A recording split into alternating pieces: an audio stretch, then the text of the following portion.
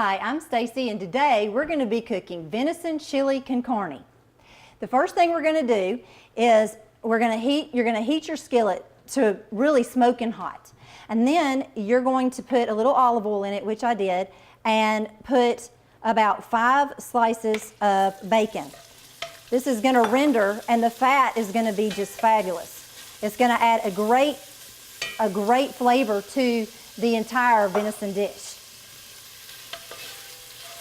Love having this after they get a deer and bring it home and just sitting by the fire and having some chili with family is just wonderful.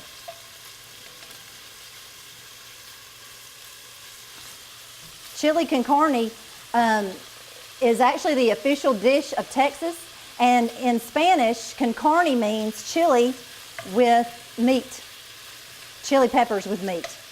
So it's a little spicy, but it is just so worth it. It is so great. Okay. So this should take about, I don't know, maybe 3 to 5 more minutes. Another fun fact about that is that President Johnson, he always wanted venison in his chili con carne. The next thing we're going to do is we're going to come over here while that's doing that. In my food processor, I've got some tomatoes and I've got some chipotle peppers in adobe sauce. That comes in a can right from the supermarket. And I am going to blend those or puree those for the sauce for our chili.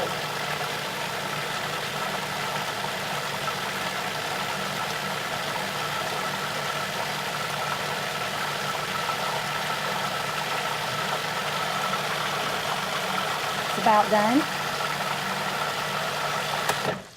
Okay. There's really nothing better than wild game, nothing more healthy and nothing that tastes better. I'm hoping that you're going to get from these recipes that you're never ever going to want to eat meat from the grocery store. You're going to be asking your husband or you yourself, if you're one of the ladies out there, are going to want to go and hunt and get you your wild game for the whole year. A lot of these recipes I do, you can do ahead of time and freeze as well. Up that heat.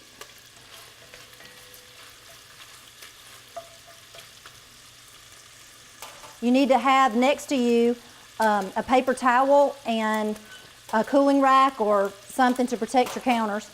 And we're going to be putting this meat on that in a minute after we've rendered this fat. Anytime you're cooking wild game, you're going to need to, or any kind of meat for that matter, if you're going to brown it like we're going to do in a few minutes, you really need to make sure that your oil in your pan is just smoking hot or it's just going to steam it, and your meat needs to be dry. We're going to be doing that in a minute with some paper towels.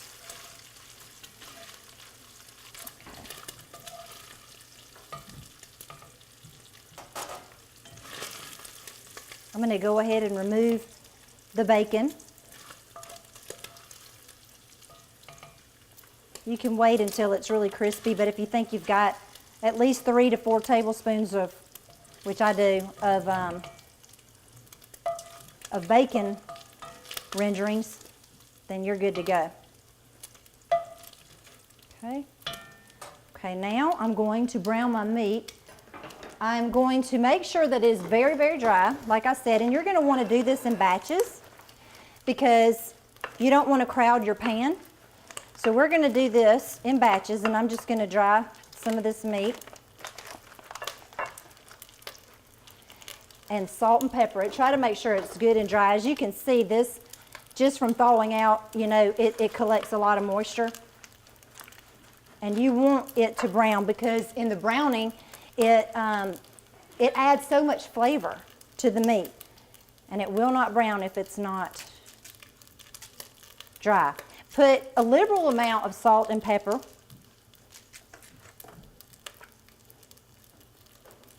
Okay.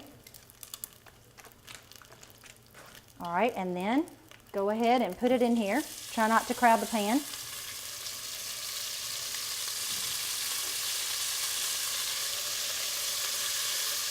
Gonna wash my hands. Although you don't really have to wash your hands all the time with deer meat because you can actually eat it raw. So just remember that if you're ever caught out in the woods and you can't find your way back, If you kill a deer, you could eat it raw. If you eat it right then, of course. You wouldn't want to do it after a day or two. Okay? And kind of keep it moving in the pan. I like to let it sit for a minute, but then keep it moving.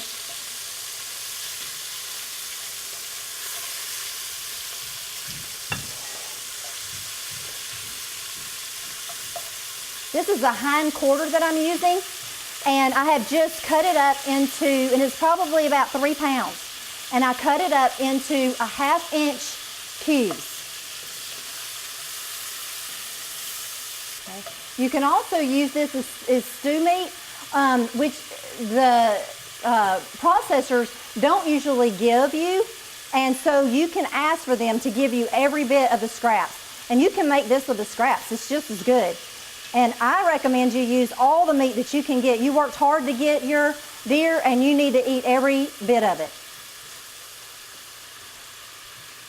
This process should take about 6 to 8 minutes per batch to get it browned.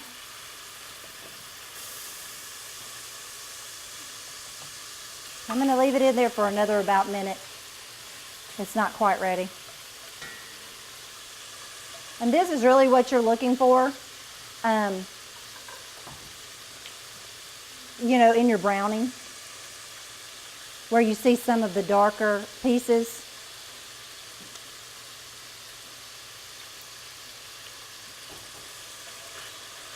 And it's getting there. Okay, I think this batch is ready to come out. Just put it on a plate.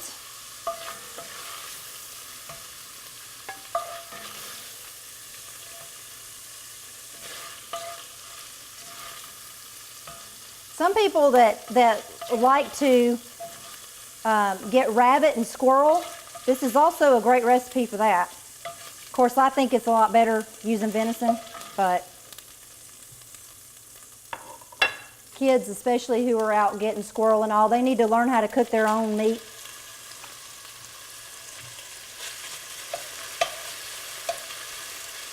In researching this dish, I found something really interesting to me. The frontiersmen would get suet, which is the premium fat, and they would mix it with their meat and chili peppers, and they would keep it packed up. It would stay good, and when they got hungry, they would just get out a pot and boil it, and this was their food. I can't believe they were able to do that, but I think that's really interesting. Now that all of this is brown, we're going to move it to another pot or to my plate, and then we are going to get all the other ingredients going.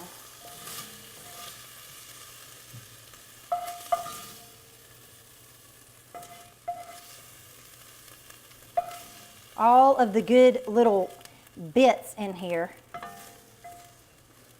you will want to keep. So I'm going to put a little bit of olive oil in the pan and get it hot, which should get hot pretty fast. I'm going to put my onions, which is 2 onions, and I'm going to get those sauteed. And I'm going to also put my chili, my jalapeno pepper in here, and that's the equivalent of 1. We grow them here, so it was actually 2 small ones for us, but 1 large one would be good. And as soon as that gets done, we're going to add our other ingredients, and it's just as fast as that. Really get those fat pieces off intermixed with these onions.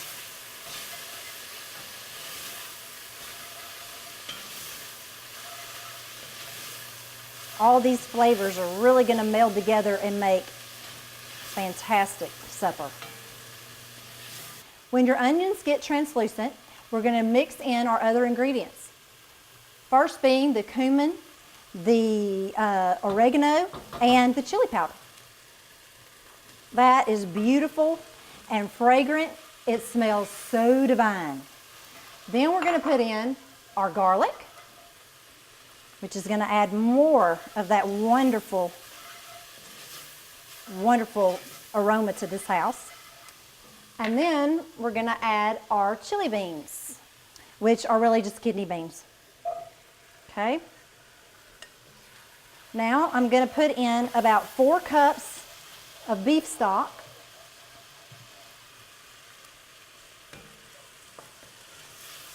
And I'm slowly pouring it in and mixing at the same time because all of the ingredients it helps them to kind of get intermixed.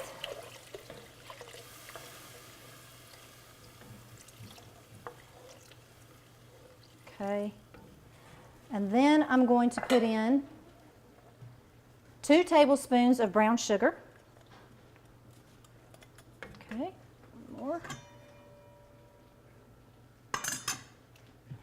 And you're going to bring this up to a boil.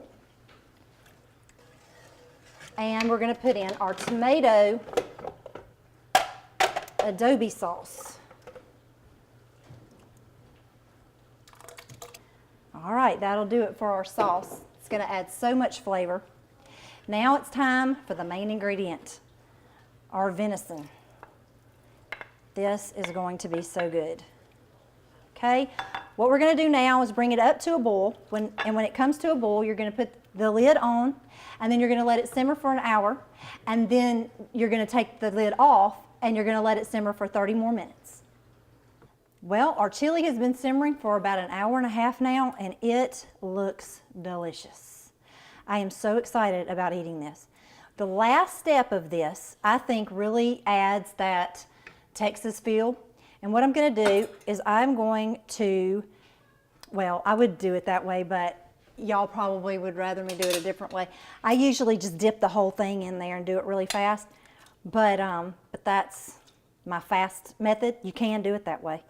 Or ladle about a cup of this juice, as much juice as you can, into a cup, and mix yellow corn mix. It's like it's just a corn, like you make cornbread with, and mix it in, and it gets it pretty thick. And this is going to thicken up the whole stew, and it's also going to give it a really nice roasted corn flavor. And just pour it back in, and then stir it up and let it get good and incorporated, and then let it simmer for about 5 more minutes, and you are done with the best chili in the universe. Our chili is done. This chili con carne is ready to eat. I'm going to plate it up here in my bowl. And what I like, especially with spicy chili, and I made mine a little spicier than you might like yours, I like to have a dollop of sour cream on mine. Or cheese and sour cream. It's just great.